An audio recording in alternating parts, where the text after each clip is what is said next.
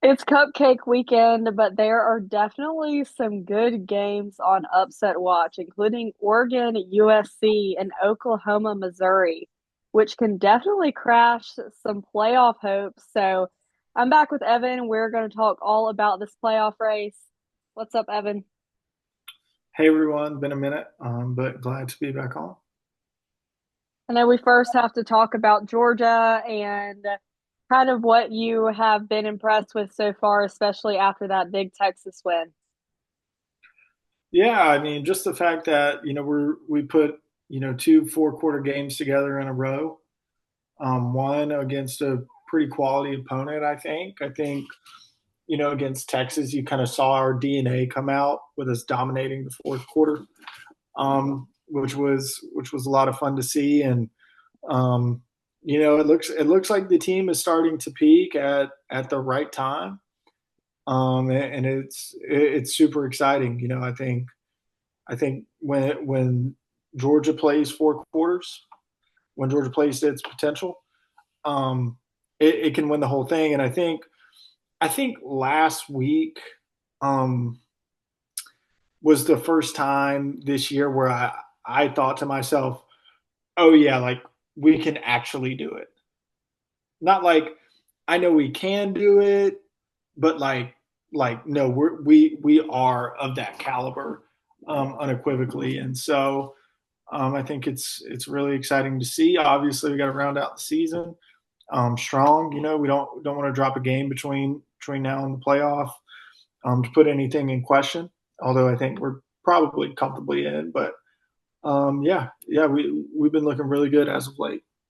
And we still have a long way to go, especially when it comes to the playoff stretch. But I definitely think you're right in that we really don't have an SEC team that is highly efficient on both sides of the ball. We've seen really good defensive teams, we've seen offensive teams, and then we've seen teams that have at times looked really good and then at times looked not good, such as Alabama. And so I think you're right in that Georgia has really been tested time and time again. And just shown that we can do it week after week, especially the offense. Gunner has just been phenomenal. Evan, if he's not in the Heisman conversation, then something is rigged. Like something is not right because he has all the numbers you could ask for, and he definitely has the resume.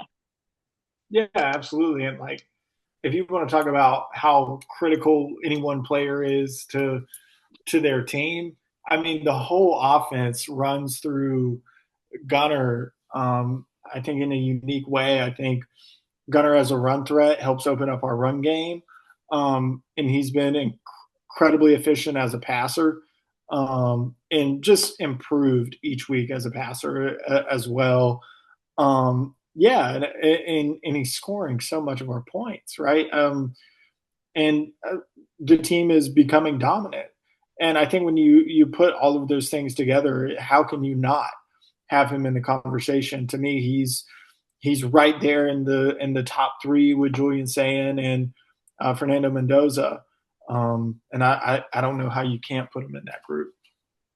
Yeah, and those two guys are playing awesome, but they don't have the big wins that Gunner has. And I think if it continues, I mean, there's just a no-brainer. I mean, by the time you hopefully beat a ranked Tech team, you possibly make it to Atlanta. I think win or lose, though, he can put on a good performance. I don't know if the win category really matters because we'll be in the playoffs. And I mean, there's just no doubt about it. His QBR against Texas was a 94 with that terrible interception. So Mhm. really a near perfect game. And then against Ole Miss, it was a 98. Like that's just insane. Um, Right. and we saw the grid against Tennessee, Auburn, all the things, and he had 5 touchdowns for the first time since Aaron Murray as a Georgia quarterback, which is just crazy to think because we're always running the ball. So it's really fun to see him really being the main guy on our offense, like as you said. Yeah, absolutely. I did just check, and it looks like the ballots are due by December 8th. I think it is. So I, he may run out of time. I think if this thing like went into the playoff, he would absolutely have a serious chance. But especially with us not playing potentially not playing in the SEC championship game, he may not have the time to fully build the case compared to the other two. But You're right, because um, it is announced before, so yeah, I yeah, forgot about that. yeah. I just checked. The ballots are due on December 8th. So yeah, I mean, if we were to be playing in Atlanta, which I'm pretty sure. Let me double check, but pretty sure We're the gonna talk about the play. You don't have to say it now. We're gonna talk about the chances for Georgia to make Atlanta in a minute. yeah. But I was just saying, I think the SEC championship game is played before the ballots are due. Yeah. Yes, it's December So 6th. if we make it to Atlanta, there's a chance for him to win it. I think with two really strong performances against ranked teams coming down the stretch, but he may end up running out of time. Yeah, and nonetheless, just hope he gets an invitation because he deserves to be there, and obviously it's a big honor, but also just when you think about how it looked preseason, and I mean he would have not even been in people's brains as an option, and to think of the people that were, and now they're nobodies, and hopefully those particular people will choose to stay another year in college because I don't think they're ready for the NFL. I mean, you're talking about, Arch Manning, who was projected to go right off the bat, and they're not making the playoffs. Yeah. Which, and to that point, we're probably getting Gunner back for another year. So um, if he don't win it this year, he's gonna be in the talk from day one next year. So Which is really cool, and he just loves it. I mean, when you watch like a post game interview with him, and he's just smiling, and it genuinely, like you can see the true joy through the TV. I mean, it's not normal. He's not cocky. He's very humble, and he just loves it. And he's always thanking his guys rather than himself, which just shows how good of an athlete he is. yeah. Okay, so I want to go through the conference standings so everybody can just understand what is at stake with these last 2 weeks in the regular season. But first, I'm going to list off the playoff rankings just so we can get a little update on that. Um, top three are the same. We have the undefeated teams: Ohio State, Indiana, and A&M, and then of course Georgia, Texas Tech, Ole Miss, Oregon, Oklahoma being the top two-loss team at 8, Notre Dame, Alabama, BYU at 11. And then the group of 5 highest team currently is Tulane, which would fill in that 12th spot. So we have a Miami on the outskirts, we have a Utah on the outskirts, we have a Vanderbilt on the outskirts, USC, Georgia Tech. Those are other 1 or 2 loss teams that probably have a shot at slipping in there. But is there anything in these rankings that you think is wrong or that shocks you? No, no, no, no shockers. Nothing extremely wrong in my opinion. I think obviously there's the potential for some shakeup between now and the final rankings. But nothing that's too crazy for me at this point. I think Oklahoma, as the highest two-loss team, is correct. They don't have a crazy good resume, but they have a quality loss with Ole Miss, and then they have the win over Alabama. I just think you have to do it. But I have a really hard time with the Notre Dame Miami thing. Miami beat Notre Dame, and they're 5 spots below them, or 4 now. And I get it. Notre Dame's resume is better. I think they're probably a better team, but they lost to Miami on the field. So, I mean, if this comes down to a situation where, for whatever reason, you have 1 spot left for a Notre Dame or Miami because they're not going to be playing in the extra game in conference championship weekend. So, if you're looking at it, I mean, do you think the committee will be in conversation and going, oh wait, hold on, and then all of a sudden just switch their ranking spots? I mean, I just feel like you've got to be consistent with the rankings from the start. Yeah, yeah. I mean, absolutely. Comparing those two teams, you can't think of a reason why those things would change with them to compare to each other. Um, I think it's one of those tough ones, right? Where I think I generally speaking favor ranking teams more weighed more based on who they beat than who they lost to. And I do see how in Miami's case, you could make that argument and that they beat a top 10 team or close to a top 10 team in Notre Dame. But I still think, when you look at Miami holistically, the losses are so bad that I think they do and they should weigh, um, more heavily. It's not like they lost, close games to ranked teams. They have bad losses, or Miami has bad losses. And I think to some extent, like you do have to be punished for that, right?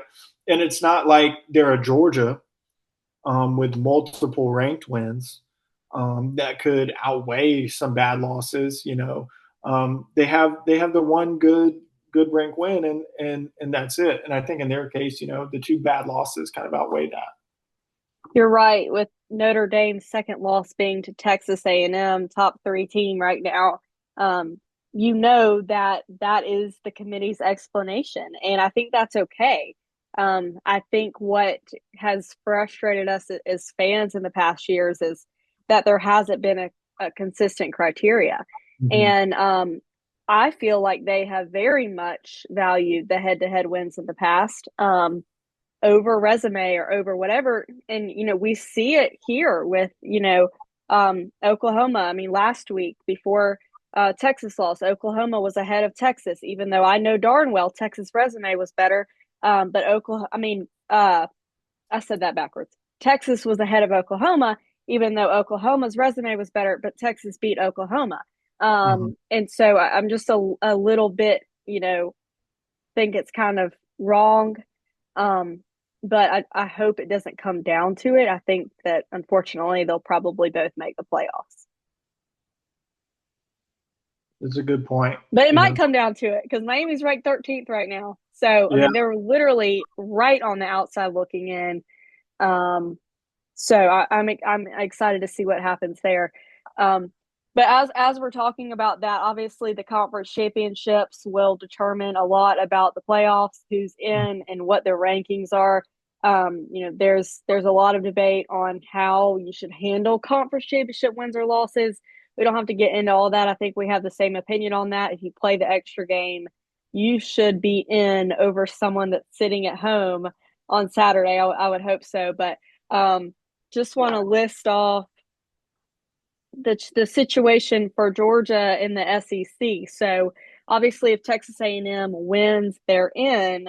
But if they lose to Texas in 2 weeks, and there will be a three-way tie or four-way tie between Alabama, Texas A&M, Ole Miss, and Georgia. Then it will come down to what happens in other games to see who is playing. I'm sorry, I said that wrong, but who is playing A&M? So a three-way tie: Ole Miss, Alabama, Georgia. Who is playing an undefeated A&M? It is literally up to what happens in these games, such as Vanderbilt, Kentucky. You might know the others. I know there's a couple that it matters. And then if A&M loses, then it will be Georgia and Alabama because A&M's one loss and Ole Miss's one loss will not have the strength when it comes to the tiebreaker of the conference opponents. So that gets Georgia in. Also, getting Georgia in is if Auburn beats Alabama, obviously. And then if A&M and Alabama lost, then I think it's likely that Georgia and Ole Miss play each other. So the none of these things I said are definite because it does depend about a couple of these other teams. Since Ole Miss, Alabama, and Georgia did not play each other, Georgia played both teams, but Ole Miss and Alabama didn't play each other. There will not be a head-to-head factor when it comes to breaking a tie. I think that's a misconception. A lot of people assume that Georgia is not in because we lost to Alabama, but that will have nothing to do with it if it is a three-way tie. So, long story short, if that made no sense, we are still trying to figure out if Georgia's going to be in Atlanta. Evan, do you want to go to the SEC championship? I really like Kirby Smart's answer to this, and he said, "My goal is to win every single game that I play in." And when you do that, you're gonna, ideally at the start of the season, you'd be in the SEC championship game. So, yeah, I mean, absolutely. I think it still means something. I remember how it felt last year, and also, in a year where maybe you don't win the national championship, to still have an SEC championship is pretty cool. Um, I think the most interesting scenario for Georgia, though, is the scenario where they miss the SEC championship game but are still ranked in the top four. Yeah. And people have been calling it the double bye, if you will. Um, that is a very long period of time to go without playing a live football game. Um, so that's the most interesting scenario for me. I mean, you don't excuse me, you make it and you win and you get to buy. Okay, you're in the same position you were last year. You don't make it and say Bama wins. They'll probably someone maybe will jump us and get to the 4 spot. And then we get to host. But to me, the most interesting scenario is the one where we don't make it, but still remain in top 4. Yeah, and you wonder if that will remain possible by the end of these next 2 weeks with the rankings being changed. So we'll have to kind of reevaluate that in a couple weeks. But I totally agree with you. I also thought Kirby said it perfectly. And he also said that, sometimes the SEC championship is more of a national championship than the national championship itself. I kind of laughed thinking back to 2012 when he made that comment. But it's so true, and it's such an honor to win it. And yeah, I mean, we all want a home game, right? But at the end of the day, like you want to be the best, and to be the best, you got to go to the SEC title game. So I'd like to go. I think we can. I don't. I think. I mean, it'll all work out. But yeah, I mean, if you look at it that way, I guess I'll pull for Texas to beat A&M in a couple weeks and see if we can Right. get revenge on Alabama. Yeah. I will say this though, and this may be a little bit different than some.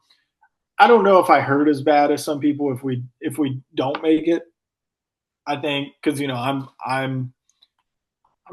fine with getting that week off.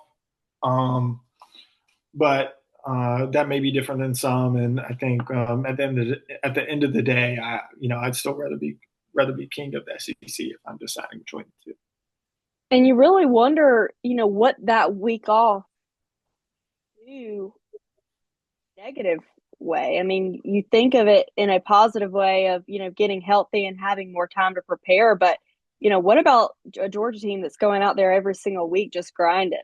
And you wonder if you'll lose a little bit of that momentum having to take a week off, or especially if you skip two.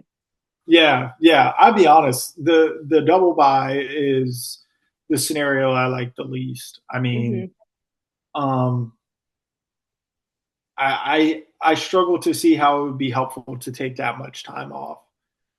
Potentially playing a team that in the playoffs eventually that played both of those weeks you were off, right? That's more reps for them. That's more opportunities for them to get better. Um, so yeah, I definitely don't like the potential of a double buy. But at the same time, it wouldn't hurt to have an opportunity one of those weeks to make sure we get healthy. We got some key guys banged up. I'm thinking particularly of CJ Allen, and I think he's week to week, so we'll see where he is when the time comes. But yeah, that's kind of how I think about it.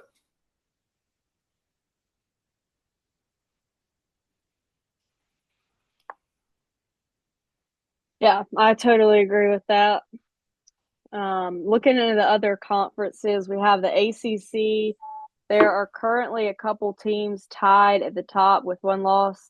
That's Georgia Tech, Virginia, Pitt, and SMU. A couple of those teams still have conference games left to play. Um, but there's all kinds of scenarios for that. Won't really get into the specifics. But it looks like those are the four teams that still have a shot. But interesting that Miami is still ranked ahead of all of them, anyways. I would hope Georgia Tech has a specific case because they get to play a fourth ranked Georgia team. But um, I'll be interested to see if any of these teams top. I mean, gosh, you would hope that if someone wins the conference title, that they would pass Miami in the rankings. Yeah, you would hope. I'm definitely more down on Miami compared to a lot of people, like I kind of mentioned earlier. Um, I think they've looked just bad, and I honestly think them being ranked ahead of a team like Georgia Tech is pretty charitable. Um, and yeah, I still think particularly if a team like Georgia Tech wins the ACC championship, that you're not in danger territory of something weird like that happening. But you're right; it's so wide open that the potential for it getting a little sideways is definitely there. Georgia Tech really hurt themselves last week. I mean, they won at the end against a one-win Boston College team. If they had lost, I mean, again, they still have a chance. But gosh, that would have killed their resume. I mean, it probably already does. And then looking into the Big 12, Texas Tech is currently 11-1. So, I mean, sorry, 10-11-0, 10-0. I don't know. But is that right? One Let me look at loss. it. But who is it to? I don't know. Pretty sure they have a loss. Anyways, they have one loss in the Big 12. Restart this because I don't know what the heck I'm talking about. I thought they were undefeated, and then I was like, no, they're ranked fifth. Okay, whatever. We're just gonna play it. They're 10-1. And then in the Big 12, it's a little bit more clear if Texas Tech and BYU went out, they're going. But if Utah wins and BYU loses out, then Utah goes. Utah's still only two losses, so there's still a chance for them. I think they're ranked 12th right now. But what'll be interesting is if BYU beats Texas Tech in that Big 12 championship game, because I mean, you got to assume they'll both make it, and that's just going to leave somebody else out. And right now in the SEC, we assume that Georgia, Ole Miss, Alabama, and Oklahoma, all four are making it, and then you have Vanderbilt on the outside looking in. Texas thinks they still have a shot, even though I don't think with them ranking them at 17, I think that kind of screams like you're not getting in over a two-loss team. But that'll make things interesting if that happens in the Big 12. And then in the Big 10, of course, we still have an undefeated Ohio State and Indiana. Um, and so if they win out, they'll both get in. There's still a slight chance for Michigan or Oregon to get in if they were to take some losses. But Oregon plays USC this weekend. And Oregon currently in that top 12. But Evan, if they lose to USC, I just don't think that there's any way they should be in. Absolutely, yeah. This is one of the teams that is kind of suffering from a lack of a truly great win. And based on that, obviously there's no doubt that if they catch that second loss, that they're not in. But I think the thing is with that game is if USC does win, then we're having a new conversation about kind of where they fit into the conversation, and I think that they likely kind of jump in with a win against Oregon, and that's the most interesting part about that. Obviously, with an Oregon win, that's a boost to their resume, rank win. So that's definitely the game to watch this weekend. I love it. And it definitely like shows you how much they value just your record. Because, Oregon's ranked seventh, one loss to Indiana, which is obviously a great loss. But they have no wins. I mean, they have like an overtime win or at least a close win against Penn State, who is, just in a Yeah, different solar system at this rate.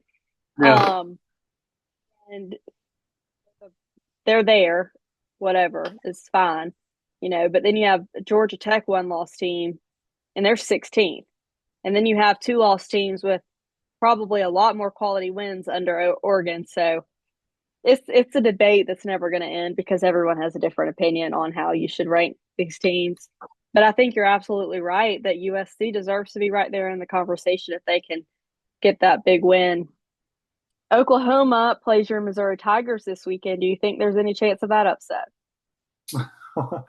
um, I, I wouldn't count on it. I think Oklahoma is playing some of their best football of the year right now. Obviously, Mizzou has really been set back by injuries, particularly to Bo Pribula. Even though Matt Zollers played really good last weekend, although he had a ton of help from Ahmad Hardy with the 300-yard game.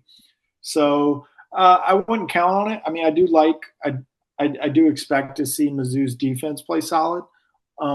But at the end of the day, I don't think they're going to have enough support from the offense to make it deeply competitive. I probably agree, but sure would be fun to see. I personally do not like Oklahoma, but of course, I get a big laugh out of it that they beat Alabama 2 years in a row. And then they have to play LSU next weekend. So they're probably holding their breaths big time having to get through these two SEC games. Um, and then the other notable game is Georgia Tech has to play Pitt. So Pitt coming off kind of a tough loss to Notre Dame, but obviously good team capable, and Tech's just going to have to keep fighting. It's not just Yeah, Georgia that they have. I mean, it's probably absolutely. the two hardest games. And when Tech was still undefeated, this was the game everybody was circling as the one A that they were potential nervous about. loss. Yep. Yeah, yeah. So yeah, they got to win to keep their playoff hopes alive. I think. Yeah, you're probably right. They wouldn't make the ACC title game if they lost, probably. So yeah, that's pretty good You got to think wrap up. there's a likely third loss against Georgia. So Too. Yeah, I mean, the interesting thing would be to Pitt, and that takes them out of the ACC title race, which it might not because there's upsets every week that we don't right. expect. But then you beat Georgia, and it's like, whoa, nobody's really beat Georgia. Um, that's a huge debate. I just think they have them ranked so low right now. I mean, they're 16th, and then right behind them is a three-loss Texas. Like they're Right. not giving them much credit at all. And I don't Right. know how much credit they could give them if they beat Georgia. What After would be you lose the Pitt, and then you're probably not even ranked. right? Right. Um, but all of Yeah, I those, think I don't know. It's interesting. I mean, if they can get into if they lose to Pitt and beat Georgia and somehow still make it in the conference championship and win the conference championship, you're looking at they still have an opportunity. But I think the biggest thing is they could lose to Georgia, still potentially get in the conference championship, and they likely still don't have a shot because that because of too. the three losses.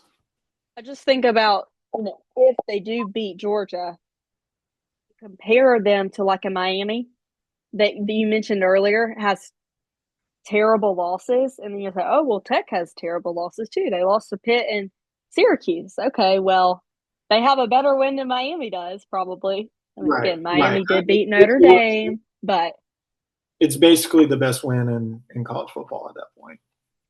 and I think that too goes back to brand bias that we talk about too. Like you have the name, you're probably going to get a little bit more respect from these voters. But all of that will be interesting. And last thing I kind of just want to mention real quick and laugh about is the Lane Kiffin debacle. I want to read this tweet because it's just hilarious. Um, in other college football news, Lane Kiffin has now bought a very expensive house in Gainesville, flown family to Baton Rouge, signed a contract with LSU to be announced tomorrow, staying at Ole Miss, and waiting for DeBoer to get fired.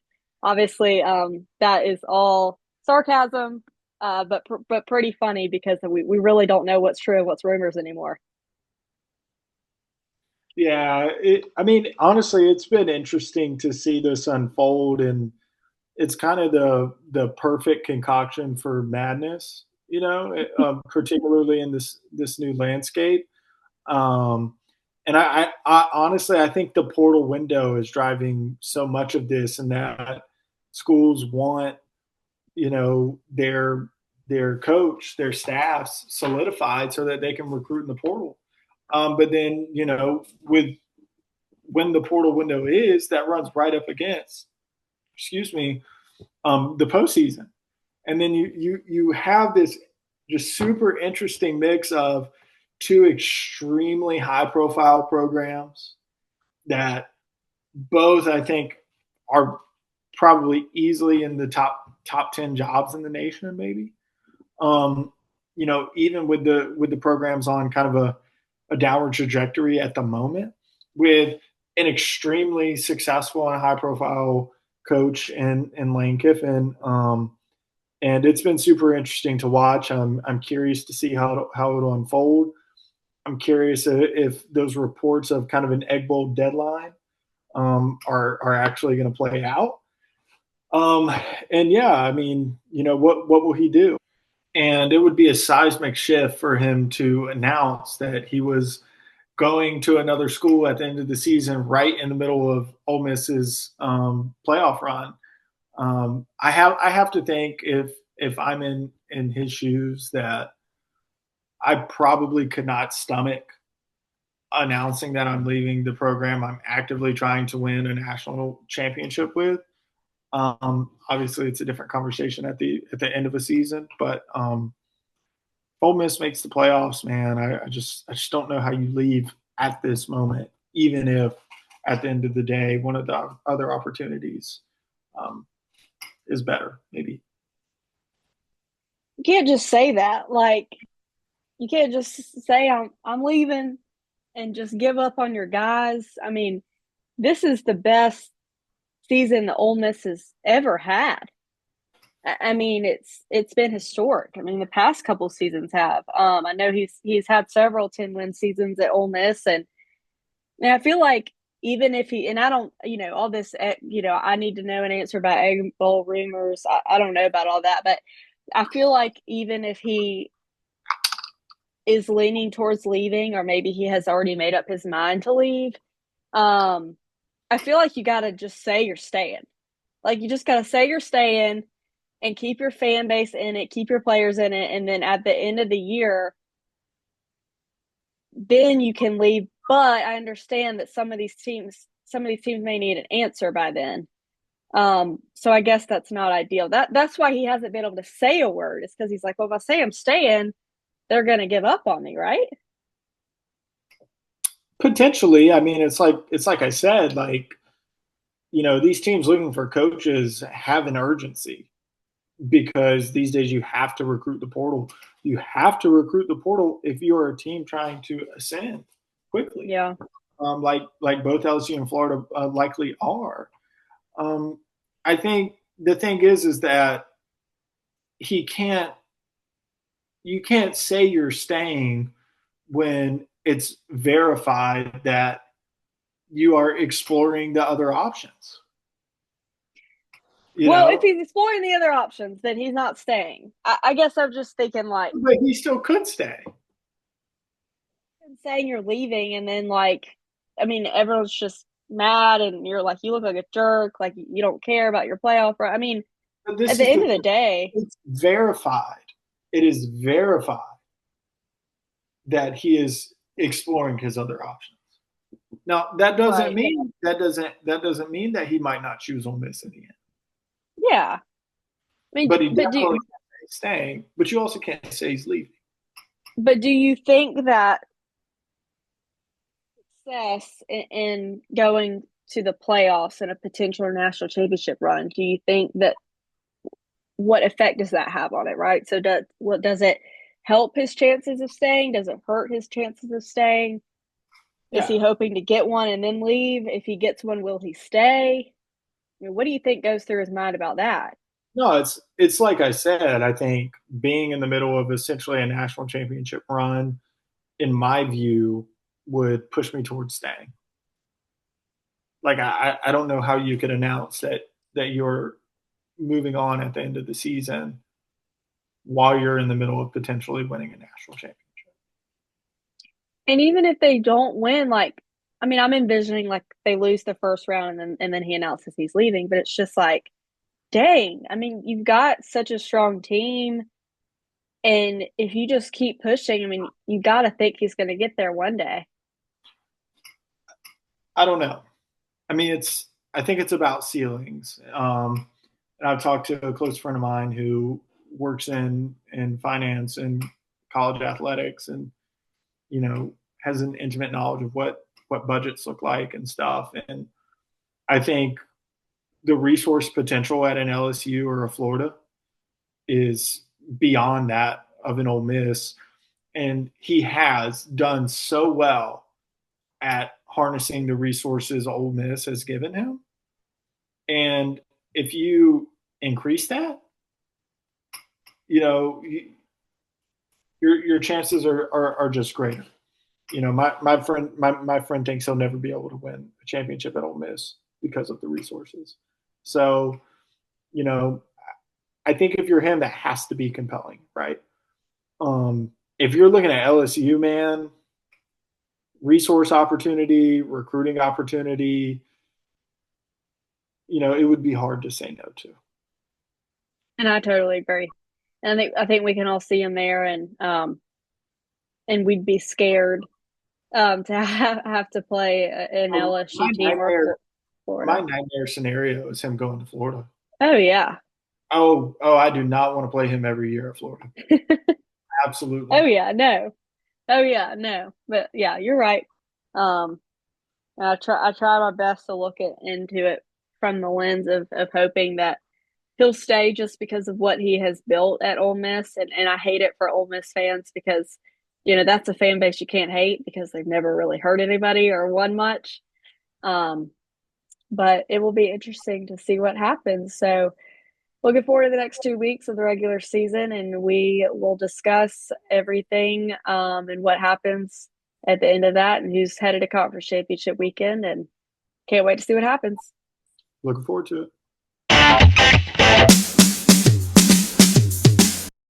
Happy to see it this year. Um, Evan, why did you? I have ADD and I can't read that and talk.